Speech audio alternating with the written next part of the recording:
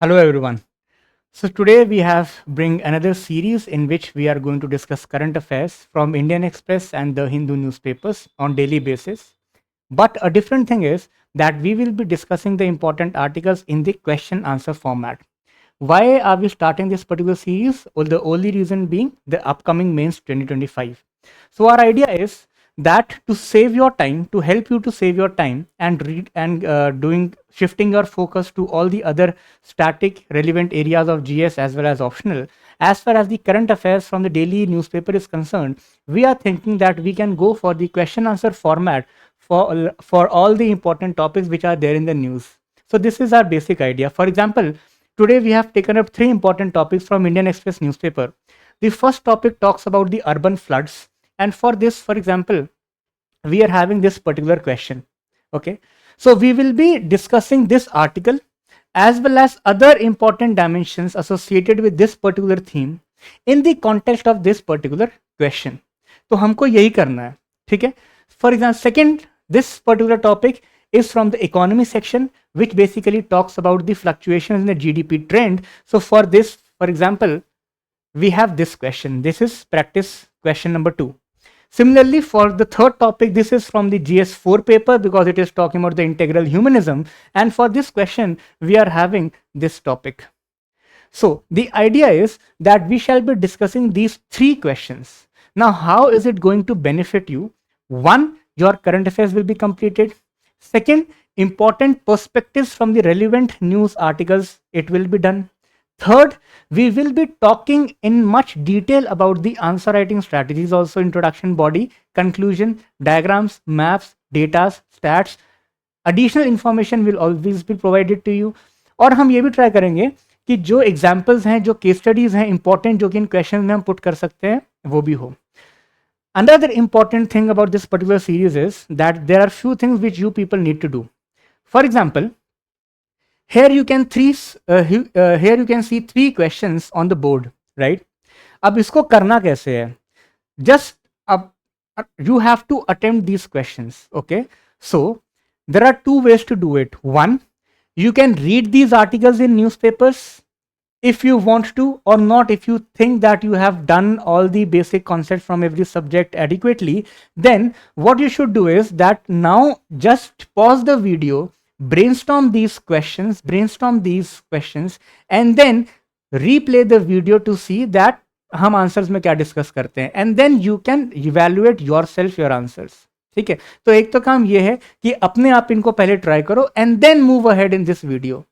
दूसरा काम ये कर सकते हैं, फॉर एग्जाम्पल, पहले ये वीडियो देख लो, पहले हम ये सारे क्वेश्चन डिस्कस कर लेते हैं. In general we will be talking about the answer writing strategies, in particular we will be talking about the dimensions of this particular questions, और उसके बाद फिर आप अपने आंसर ट्राई कर सकते हो. ठीक है, तो ये दो काम कर सकते हैं, पहले खुद आंसर लिखो उसके बाद वीडियो देखो, और दूसरा पहले वीडियो देखो उसके बाद खुद आंसर लिखो. The point is that you should write answers and you have to brainstorm on this. If some of you want to get your answers evaluated by me, so obviously write the answers, make a PDF, and you can directly send it to me. I will try to evaluate them and we'll try to give you an overall evaluation for that, right? These PPTs will be accessible on our Telegram channel, so obviously you can join a Telegram channel, तो वहाँ पे notes मिल जाएंगे. अब ये पूरा series का idea clear हो गया है. Question answers format for all the important current affairs in the mains style. Okay, now moving towards our first topic. The first topic is in relation to the urban floods, and that is why the basic theme is General Studies Paper 3, Disaster Management. Now, this is one of those articles which I found very good. This seriously is a very good article which is written by Ashwini Kumar Gosai. The heading is a rain check for our city, so you can go and search for this article. This article is also has also got printed in, I guess, the print website also. So you can read this article, very good article. Why I am saying this is a very good article? In general, we are aware about urban floods, that what are urban floods and what are its causes. This article talks about a very important aspect, that is the drainage system and water management, that how poor drainage and how water mismanagement are responsible for urban floods. And when you will read these articles, obviously all the important points of these articles, obviously we are going to discuss just in a while. But when you will be reading these articles, you will come to know that how multiple points are connected ultimately to water mismanagement and poor drainage facilities in the cities. है ना? तो इसको हम करेंगे, and there will be obviously few other points which are not mentioned in this article, so obviously we are going to discuss them also. So let's come directly to the practice question from this section. Read this question carefully, okay, and make these classes as your base to understand the answer writing for the mains 2025 also, as well as for those students who are preparing for 26. उनको भी तो इसी time पे answer writing करना है, तो उसके लिए भी read this question.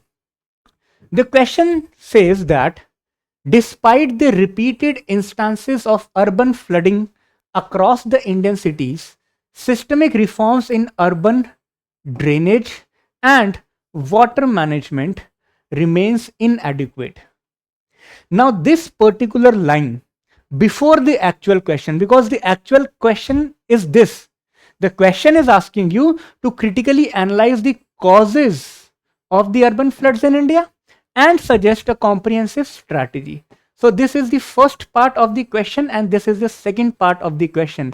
You have to tell the causes of the urban floods and the strategies for the flood resilience. This is the main question. The line which is written before the main question, this line is basically a context, right? So this line is setting a context of this question. Why this line is important? Now try to imagine a different situation. Let's say there is no context in this question. The question is starting right away from this point. Analyze the causes of urban flooding in India and suggest a comprehensive strategy. अब इन दोनों questions में क्या difference है? In this question, which is starting from just analyzing the causes of urban flooding in India, it is a general question. Okay, so here obviously you need to bring in general points and all the points which are responsible for urban flooding in India. ठीक? But if this question is having this particular context and the question is writing in this regard, in which regard? In the regard of this context. Now bring in the causes. So that means now you have to mold your arguments within the framework of poor drainage systems and poor water management in India. तो अब जितने points लिखने हैं उसको लिखने का तरीका ऐसे करना है कि वो इन्हीं दो एरियाज को हिट करें. Are you understanding this? So this is the importance of context. So this will basically tell you the flow of the answer, that how you have to ensure a flow in the answer. पहली बात ये context समझ में आ गया. Okay, now we will again break down the questions. First line is the context. This one is the first demand of the question, and this second is the second demand of the question. All of us know that question answer will be having mainly three parts: introduction, body, and then conclusion, right? First, we will be talking about body, not the introduction and not the conclusion, because until and unless you are not aware about all the points which you are going to write in the body, how do we expect that you will come up with a better introduction or a conclusion? है ना? तो पहले अपने को ये पता होना चाहिए कि बॉडी के अंदर हम क्या मेंशन करने वाले हैं. Okay, again pause the video, try to think on it, brainstorm साथ साथ करते रहो. That what do you think for the first part, that what will be the causes of urban flooding in India in the context of poor urban drainage and water mismanagement? Just think about it. Just take 5 to 6 seconds and then we discuss. Okay. Let's say, so now let's say this is my sheet of paper. Obviously in the starting, I will be having an introduction, which as of now I am skipping. I am coming directly to the body. First we will discuss body and then we can talk about introduction later on. The question is asking you about the causes related to the urban drainage and water management. Okay, so can I write first point as the low drain capacities? Yeah. So I will be brainstorming the ideas and I will be writing the answer along with you. Okay. So पहला point है low drain capacity. This is the first point. Now, why the drain capacities are getting lowered? Because of multiple reasons. First of all, we need to understand that when these sewer lines or the drain lines were established, were laid down in the cities, the population levels from that time to today has increased. So that means if we are saying that the population level has increased, which further has increased the waste generation. Are you getting it? The cross section of these drain lines are lowered now, right? So because of the continuous increase in population, because of the continuous increase in waste, and because of also the age old design, because of these factors, now presently these drain lines are not sufficient and not enough to carry the excess stormwater which we are having, right? Along with this low drain capacity, the second important point is drain mismanagement. How?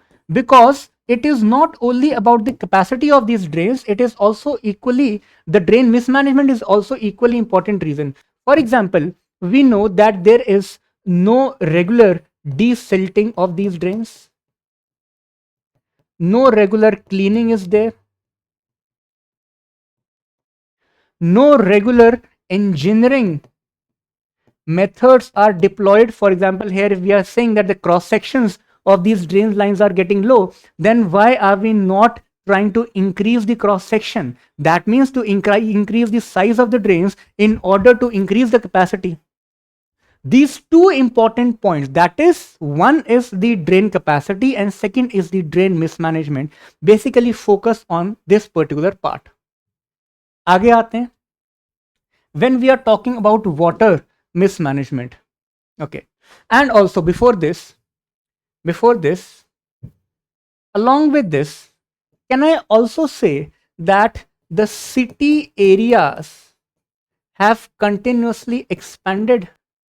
If the city areas are continuously expanding, that means now the catchment area of these drains are also increasing.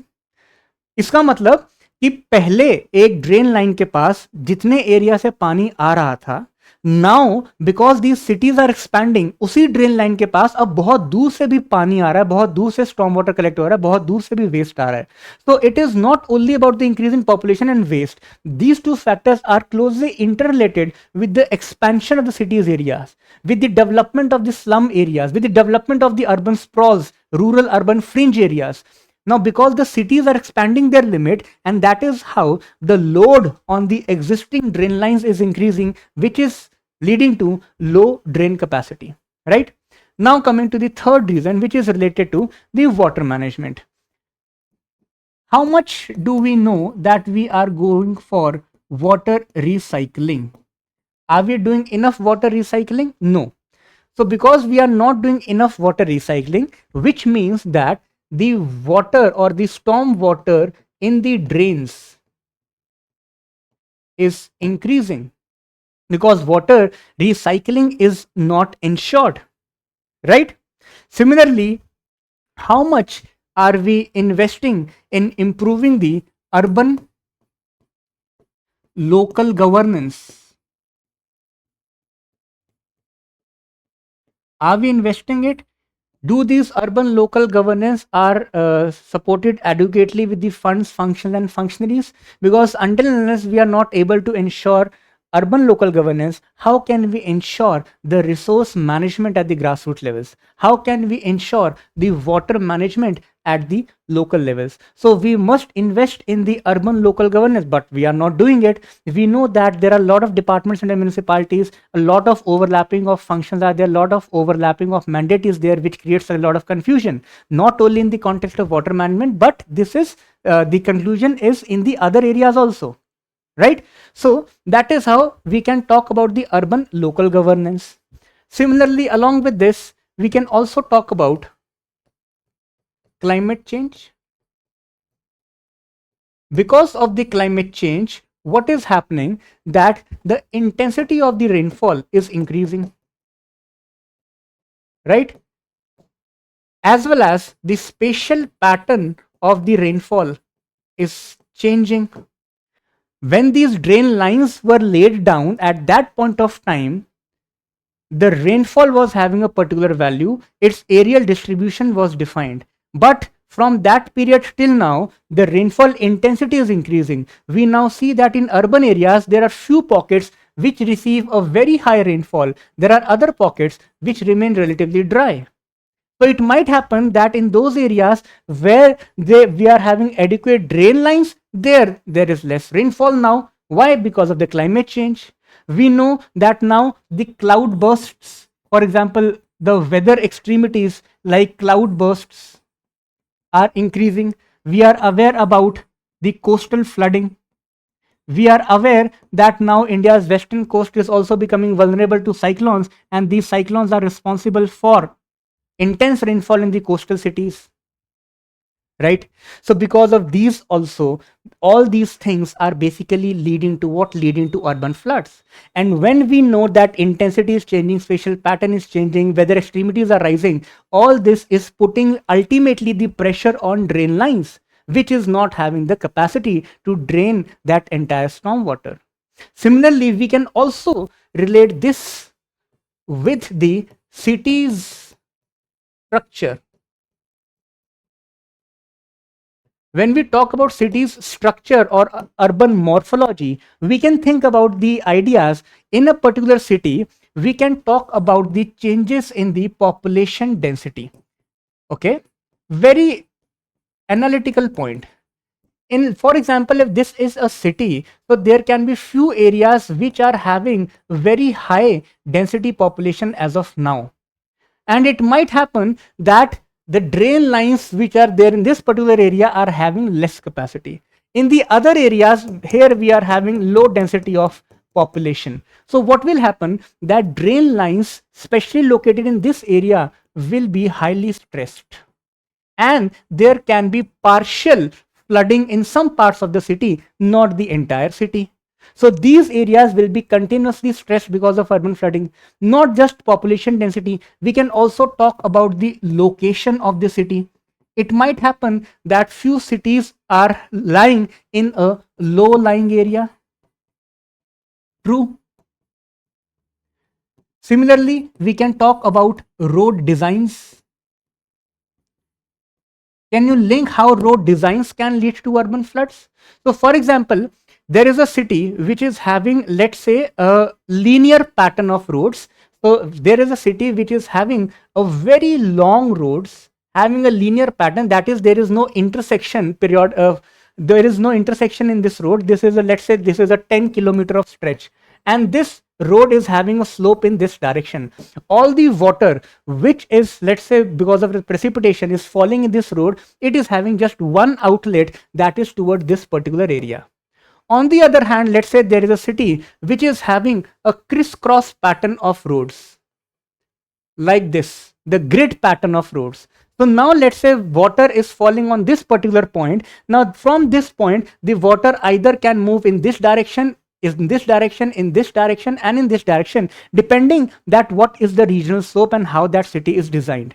Even if the regional slope is towards a particular area, even there, let's say this particular direction, even then the water can move to this point from this direction, this direction. Are you getting it? So there will be a water diversion when you are having higher intersections. Same is true for traffic also. Is it fine? So that is how road designs, location and population density, which form the part of the city structure, ultimately impact the water governance and ultimately impact the drainage systems, and hence responsible for urban flooding. Here we have discussed all the points. Now going back to the question. We'll be discussing these questions in detail. Question is saying that despite repeating instances of urban flooding across Indian cities. So when we are talking about urban Indian cities, can we come up with a map? There are two ways that how you can substantiate the context. Okay. So यहाँ पे first let us talk about introduction. When we talk about introduction, now because we are done with one part of the body, that is the causes. When we talk about introduction, in this particular question, I would suggest that you can go for the substantiation of the context. If the question is asking you, if the question is telling you that despite repeated instances of urban flooding, it remains poor.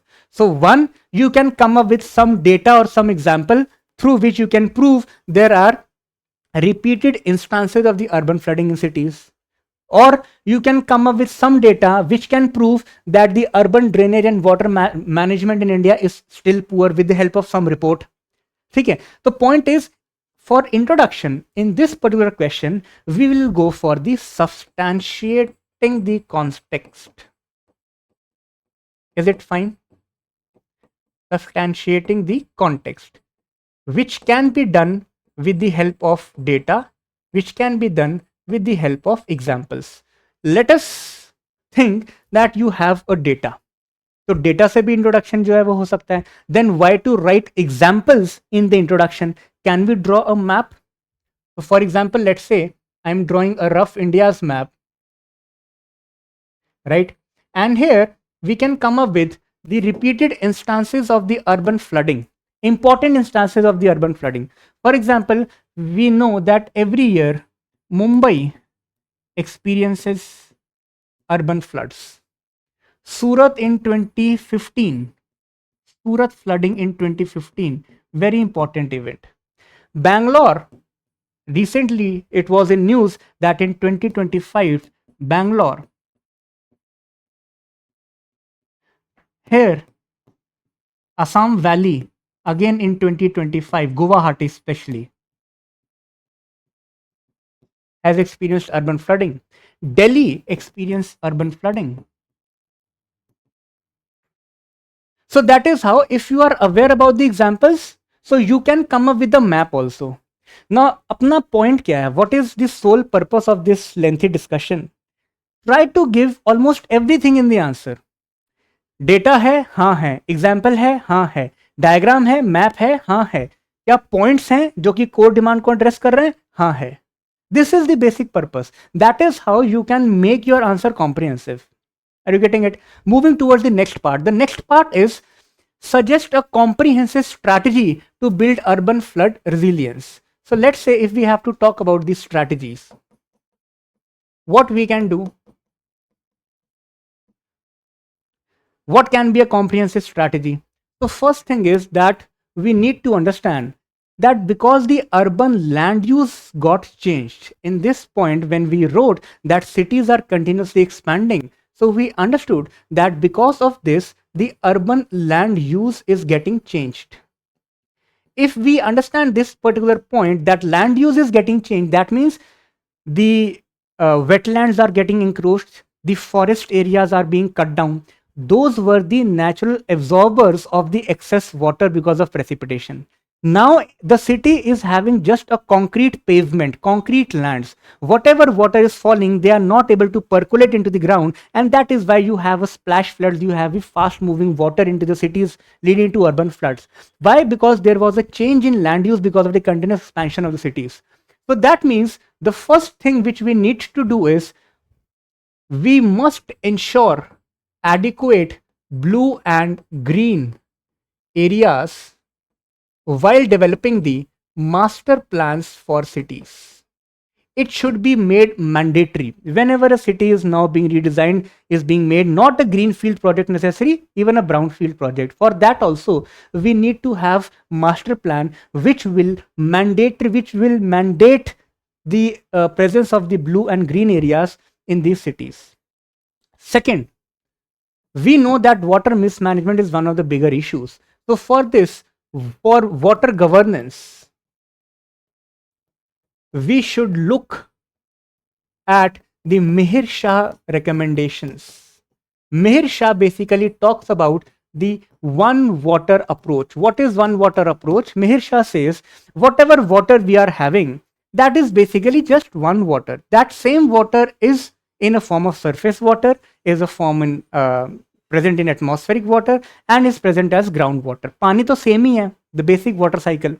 So पानी same ही है. So we should not frame policies differently. If we want to conserve water, हमें holistically एक water management plan बनाना पड़ेगा. It also talks about the institutional settlements like National Water Commission combining Central Groundwater Board and Central Water Commission, all those recommendations. So the idea is that for water governance, we can go for the Mihir Shah recommendations and for master plan blue and green spaces, right? Similarly, we should also focus on the drain management. So when we talk about the drain management, here obviously we mean that there should be continuous cleaning, there should be continuous desilting, and new drain lines should be framed. Also in this relation, we should understand that water treatment plants or sewage water treatment plants are very important, right? So we need to ensure this. We need to go for the proper waste management so that there is no clogging of the sewer lines. Otherwise, ultimately, the drain capacity will be reduced, right? Similarly, we should also focus on flood monitoring. Yeah. So we need to have adequate flood monitoring so that the local city authorities are given, they know that now this is a danger time. They are fully prepared before the high intensity precipitation hits any particular city, right? In this very line, I remember there is an example from Bhubaneswar, that is integrated urban drainage plan. So you can read about it. Okay, there is a very good example from the city of Bhubaneswar, and you can quote this as a case study or as an example of a good initiative. And it here you have integrated drainage plan. Similarly, at the international level, we have very good examples. For example, Rotterdam in Netherlands as well as Singapore. Rotterdam has a lot of water plazas. So you can read about it and you can quote this example in some of your essay or ethics, and obviously in this GS3 paper. So read about just an overview that what are water plazas in Rotterdam. In Singapore and in China, the concept came regarding a sponge city. So you can read about sponge cities also. That what do we mean by sponge cities? Basically, for example, if this is, let's say, a 3D diagram of a city,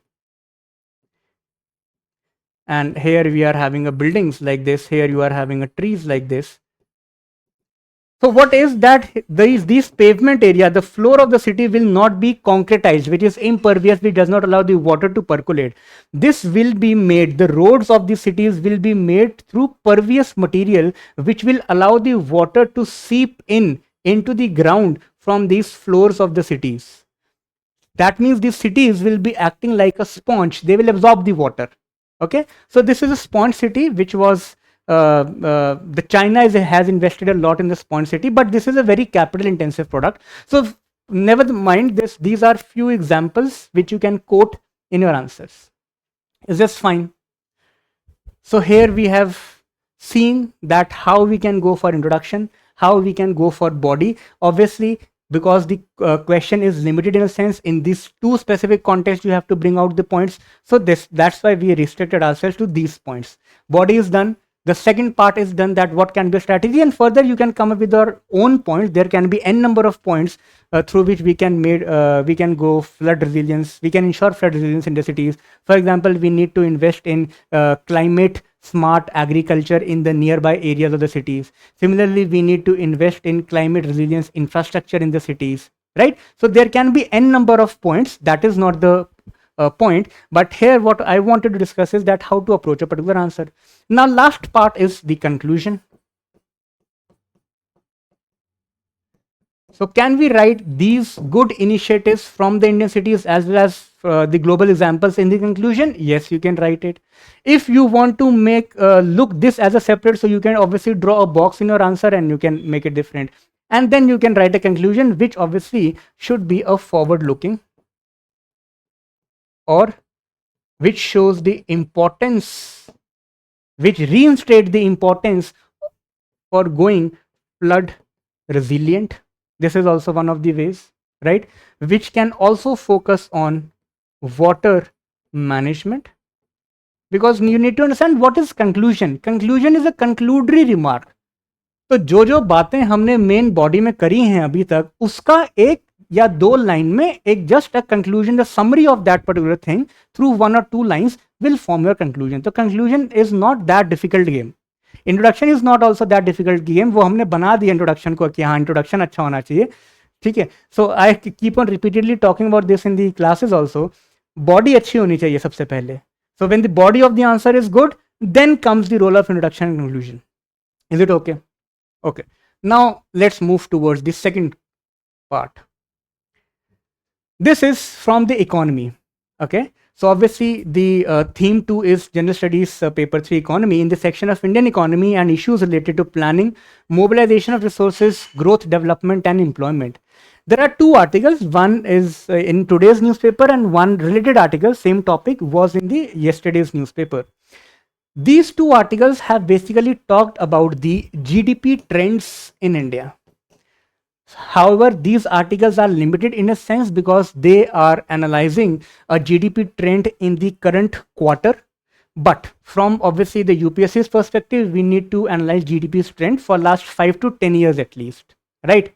So basically in these articles, the writers, the authors have said that the GDP in India is not stably increasing. It is not a constantly increasing phenomena. We have seen that in 1 year it is dipping down, in another year it is increasing. Within 1 year also, there is one quarter in which GDP growth is declining, and in second quarter the GDP growth is rising. It is witnessing a positive growth, and some other period it is witnessing a negative growth. So the question, and then obviously they have brought out the reasons for this, which anyway we are going to discuss in the answers. So the question from this part, which I have framed, is this one. Try to closely look at the question. Try to go for brainstorming. Okay. The question is asking you, critically analyze the recent trends in India's GDP performance. And so this is first part of the question. Critically analyze this. Second, and suggest strategic measures. Second part, to ensure the inclusive and resilient economic growth. So again, the question is having two parts, recent trends and this. अब देखो, ऐसे questions के अंदर the biggest challenge is the second part of the questions. Yes, you can write. The first part of the question, ideally it is requiring some data, है ना. अब वो आपके पास नहीं होगा, then there is a different thing. Then obviously you will not be able to give any quantitative argument. You will be just be writing some theoretical arguments that this is the reason that it is declining or increasing, that is, but data नहीं दे पाओगे. However, I would suggest that at least for topics like GDP, which forms the core of economy, है ना, so ऐसे topics के लिए I would suggest that always remember datas and trends for at least last 5 years. और ऐसे topic ज़्यादा नहीं होंगे. For example GDP in economy, inflation in economy, literacy in social justice, female literacy, mail literacy and average literacy, sex ratio trends, ठीक है, population distribution in India in different areas, the special pattern of population distribution, ठीक है. तो my point is कि इन वाले points के लिए ये जो थीम्स हमने अभी बोली, the most important themes in GS 1 2 3 4, for them obviously we can prepare data. If we are having data, obviously it is going to increase our mark, है ना. So let us take this particular discussion forward. पहला part question का बोल रहा है critically analyze the trends. इसका मतलब one, you have to tell me that what is a trend. Is it increasing, declining or stable? So this will be the first part of this critical analysis, that you have to tell me trend है क्या GDP का. Second, because analysis is there, you have to tell me the reasons responsible for this. जो भी trend आप बताओगे उसके क्या reasons हैं, ये भी बताना होगा. So when we see GDP, let's say if I try to have a rough graph for this, 2, 4, 6, 8, and let's say this is GDP growth rate. Okay, on the x-axis, let us denote some time period. So let's start from, let's say, 2015 to 16, then jump to 2020 21, 21 to 22, 22 to 23, 23 to 24, and now 24 to 25. let's say these are the timelines where we are going to draw. So we see that GDP in India is not continuously increasing or continuously decreasing in these timelines, right? For example, when it comes to 2015 and 16, the GDP growth rate was around 7.4. Okay, so this is somewhat 7.4. In 2021, that is the COVID period, the GDP growth rate was negative, around minus 5.8, right? So this was it. Then obviously it witnessed a sharp increase, right? And then in 21 to 22, it went at more than 8, around 8.4. Then, so this was this, and then it came back around 7.2. Then it again rose in 23 to 24. Okay. And then in 24 to 25, now 25, this particular period, the NSO has come up with the estimate, and NSO says that 6.2% is the estimated GDP for this particular year, right? Then there is a quarterly reports also that in this quarter we are expected to have a 7.4%, but in the previous quarter it was slightly lower than this. Okay, but my point is that if you are having datas, if you can memorize the datas, right? So obviously it will help you. Sorry, this was 9.2. Yeah, this was 10.24, and this one was 8.2, and then it went decline. Okay, my point is same. Point is that if you are having a data, you can make your own graphs. अब होता क्या है, when we know that there have to be diagrams, so there will be many questions in which you will be making maps. Basically when we talk about the aesthetics of the answer, तो उसके अंदर maps होने चाहिए, yes, उसके अंदर diagrams होने चाहिए, yes. If you can come up with some pie chart, very good. If you can draw a graph, very good. लेकिन ये बनेगा तभी ना जब हमारे पास ये वाला कंटेंट है. इस ईयर में 7.4 है, then 5.8 है, then 9.2 है, then 7.2 है, then 8.4 है, and now we are having it around 6.2. Are you getting it? So इसलिए why not to go for memorizing the data of the important indicators like GDP, sex ratio, etc., IMR, feticide rates. तो इनके लिए हम कर सकते हैं, right? तो पहली चीज तो ये हो गई. So now this part is addressed, that what is this particular trend? This is the trend, and this is showing that basically it is, we are having a fluctuating trend. This graph shows us that we are having a fluctuating trend. Now what are the reasons responsible for this? Because this is also part of critical analysis. Reasons is obviously because we have taken this time span. So yes, for example, here we discuss that, let's say there was COVID also. COVID is one of the important reasons which has ensured this fluctuation, right? Second, in this period we have seen elections also.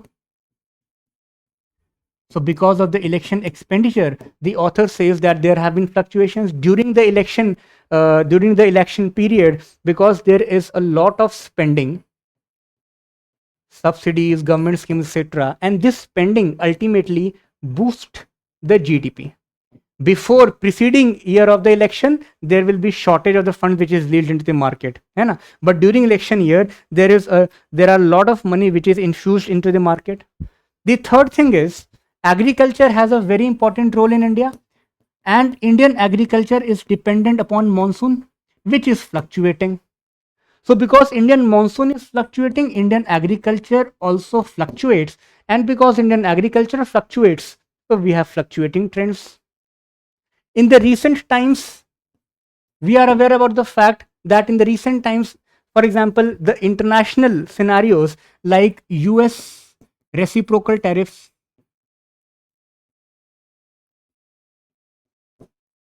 this has also impacted the Indian exports and is going to impact the Indian GDP also. Are you getting it? So that means these are few of the reasons which you can quote for as a reasons while analyzing the fluctuations in the GDP trend of India. You can come up with other reasons also. Idea of this class is not to provide you all the information. The idea is कुछ points हम discuss करेंगे, कुछ answer writing approach हम discuss करेंगे, question को समझना कैसा हम ये डिस्कस करेंगे. Obviously you will be writing better answers than me, that I know. ठीक है, ये समझ में आया. So this will can be the first part. The second part is the strategic measures to ensure inclusive and resilient economic growth. So come to this part. In this part, we need to understand that a special characteristic of Indian economy is that consumption forms a very important part. Domestic led economy hai hum. Domestic factors govern huge indicators of Indian economy. Domestic consumption is very important in economy. So that means we need to go for the measures which can boost the consumption, domestic consumption in India. And this becomes more important given the backdrop, because we know that the interest rates are lowered, the income tax slabs have increased, right? Inflation is under control. So these factors will help in boosting domestic consumption. So one, we should focus on boosting the domestic consumption. This is the one aspect that how we can go for resilient economy. Second, the author says that in the present scenario, the bilateral trade deals are very important. Why? Because we know, like, the trade war is going on. US reciprocal tariffs लगा दे रहा है, उसके ऊपर China भी अपने tariff game में आ जा रहा है, और ऑब्वियसली डायरेक्टली और इनडायरेक्टली इसका इंपैक्ट हर इकोनॉमी, हर मार्केट पे पड़ेगा, and Indian economy is not an exception, है ना. So the point is that when we enter into bilateral trade deals with other countries, for example US, तो अगर हम यूएस के साथ एक बायलेटरल ट्रेड डील में चले जाएंगे तो वो जो जनरल रेसिप्रोकल टैरिफ वॉर कर रहा है, इट माइट हैपन कि उसका इंपैक्ट कम हो जाए, the impact might get lowered. So that's why the author says that for these bilateral trade deals, three regions are the most important one. One, obviously US, second is UK, and third is EU.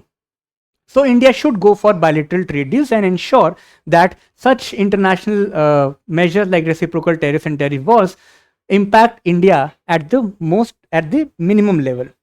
The third is the effective transmission of monetary policy. Effective transmission.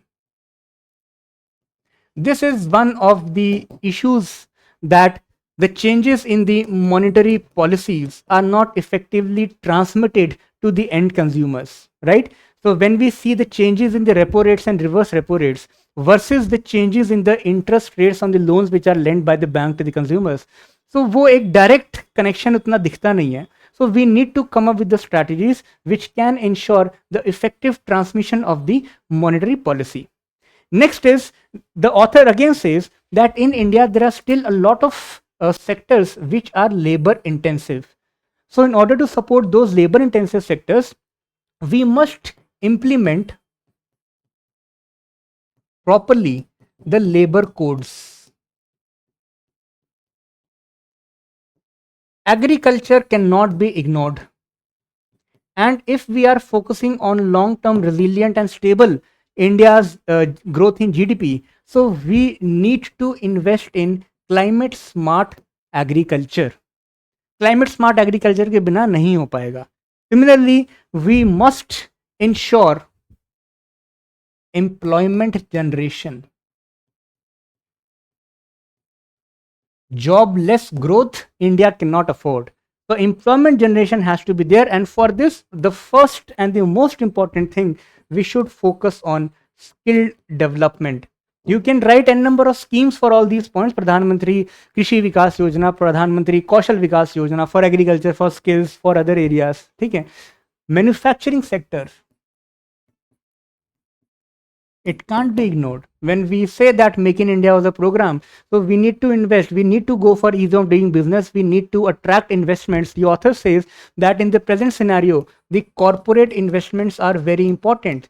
So we need to attract corporate investments also. So these are some of the strategic measures, that is boosting the domestic consumption, bilateral trade deals with these regions, effective transmission of monetary policy, and all those points which can help India to have a resilient economic growth. Again, now the body is done. पहले हम body पे focus करेंगे, introduction conclusion हम करेंगे, next classes में भी कर लेंगे. So two parts, both the parts equally addressed. Question is having two parts. Let's say if there is a 10 marker question, both the parts will be having relatively equal weightage. ऐसा नहीं होगा कि one part is having just 2 marks and other part is having 8 marks. No, 10 marks का है तो relative equal weightage होगा दोनों parts का. So this is done. Now next, moving to the next topic. Yeah. The topic has come in today's Indian Express newspaper and is in relation to the integral humanism, a philosophy of integral humanism in relation to Deen Dayal Upadhyay. Okay, so here you can see a question came in UPSC 2016. The question said that the corruption causes misuse of government treasury, administrative inefficiency, and obstruction in the path of national development. Discuss Kautilya's views. That means philosopher specific question आता है. And क्यों नहीं आएगा? क्योंकि UPSC ने तो already syllabus में लिखा है. इन GS4 UPSC specifically rights that contributions of the moral thinkers and philosophers from India and the world. So from this topic I have framed this question. Try to read the question, give yourself 5 to 6 seconds, and then we'll discuss.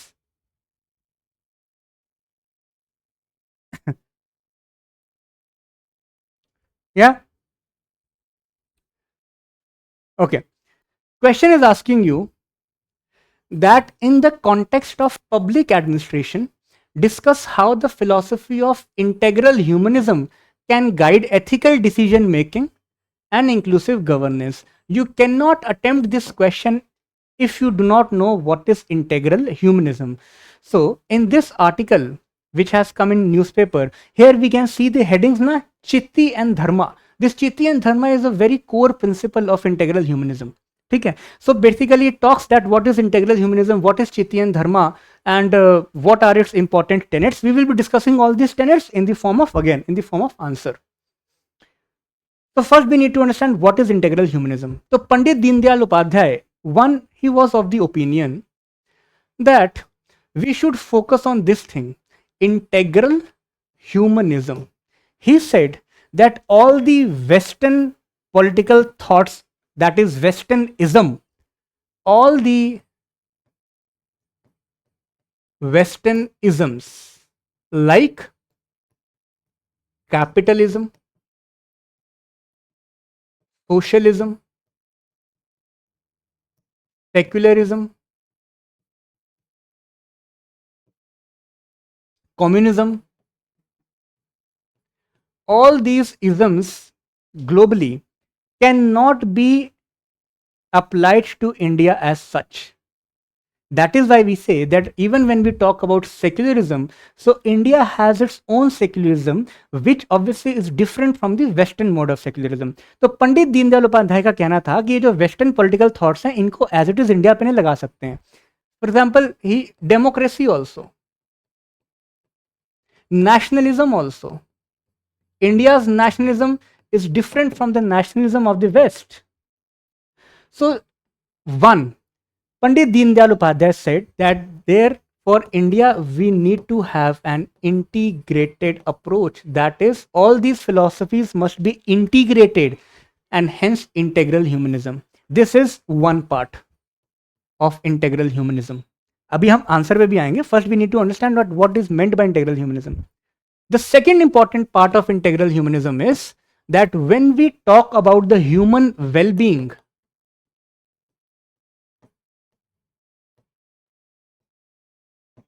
integral humanism says that the human well-being should include material well-being, should include spiritual well-being, should include cultural wellbeing. मतलब सिर्फ ऐसा नहीं है कि सिर्फ material wellbeing पे हम रहेंगे.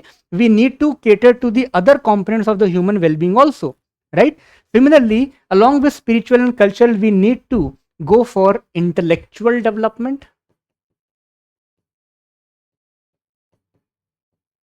as well as emotional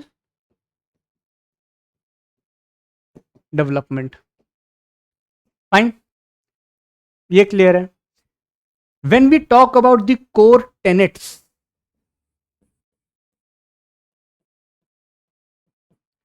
of integral humanism, the first core tenet of integral humanism is the holistic human development.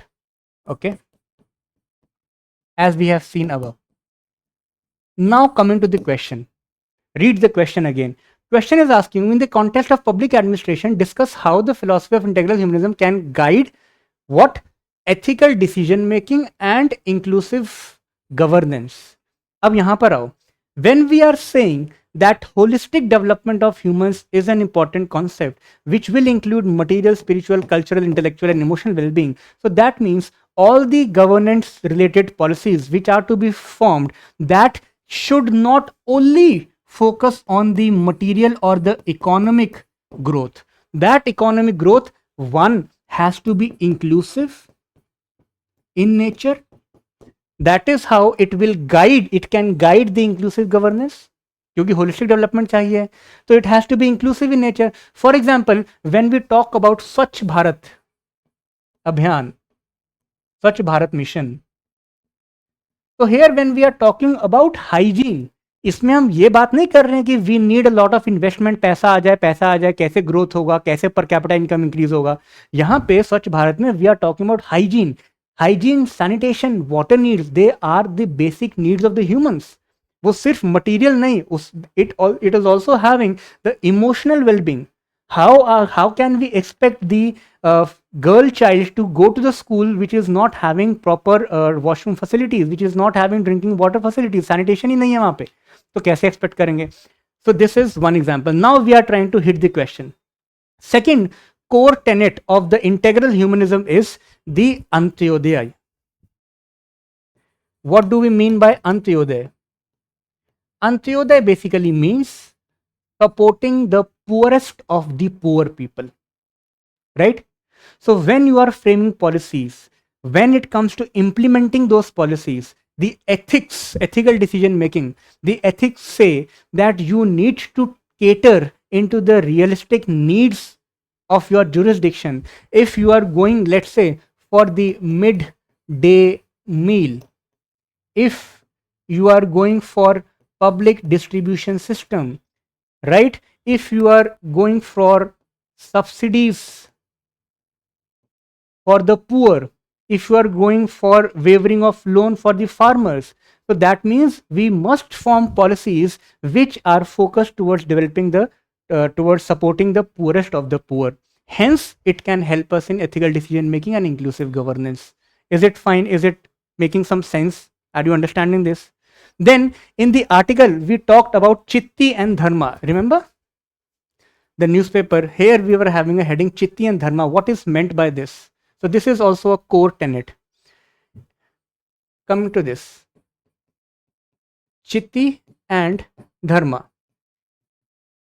Chitti says this is basically a direction in which the country should move. So we need to be very clear that in which direction we want our country to move. Only then we can frame the policies. अगर हमारा M ये है कि हमें सिर्फ और सिर्फ GDP increase करना है, या फिर हमारा एम ये है कि हमें इकोनॉमिक ग्रोथ के साथ इंक्लूसिव ग्रोथ भी चाहिए, हमें ग्रोथ के साथ डेवलपमेंट भी चाहिए, हमारे सोशल इंडिकेटर्स भी पूरे होने चाहिए, तो when the goal is clear, only then we can come up with the clear policies. So this is Chiti, in which direction we should take our country. When we talk about dharma, these dharmas are the principles which need to be followed. For example, integral humanism says we must ensure minimum standard of living. We must contribute to the world peace. We must ensure that wealth is adequately distributed. Right? Here you can again quote the examples, like we have Minimum Wages Act. for world peace. Obviously, we contribute to the UNSC also. We come when there is some international conflict also. We try to resolve it. So that is how we can go. But the point is that we need to know that what is Chitti, what is Dharma, and how this Chitti and Dharma again can help us to make our, let's say in this context, international policies, ethical decision making for our foreign service officers, for the bureaucrats, ambassadors. Are you getting? So इस तरह से this philosophy of integral humanism can help us in ethical decision making and inclusive governance. If you understand this philosophy, then obviously I know that you can come up with a very good answer. But अगर policy नहीं पता है तो फिर ये question नहीं हो पाएगा, है ना. फिर इसमें हम बस इधर उधर की बातें लिख रहे होंगे, कुछ ट्राई कर रहे होंगे कनेक्ट का, तो हमारे कोर टेनेट्स अगर हमें नहीं पता है. So that is how you can go for this answer. That is all for today. So I hope that you have learned something out of this thing. And again, I am telling you, if you want your answers to be evaluated, just please send those answers to me and I'll try to evaluate them. And if you want these notes, so obviously just join the Telegram channels. So there we will provide these PPTs also, right? This is all for today. Thank you. All the very best.